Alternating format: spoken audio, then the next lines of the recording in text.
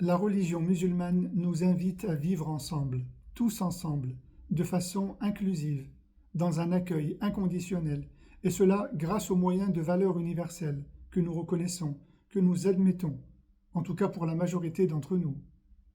Après lecture et observation des textes du Coran dans leur ensemble, les sourates du Coran laissent clairement apparaître l'émergence de deux discours, le discours mécois et le discours médinois.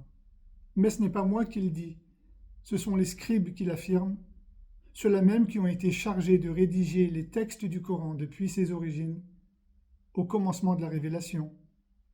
Ils y précisent, ils nous informent que chaque sourate du Coran est rattachée à un lieu géographique, la Mecque et Médine.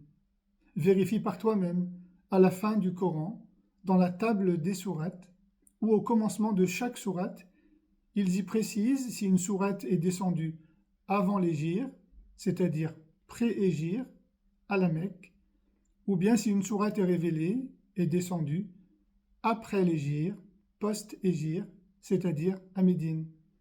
On parle alors de sourate mécoise et de sourate médinoise. Mais qu'est-ce que cela signifie?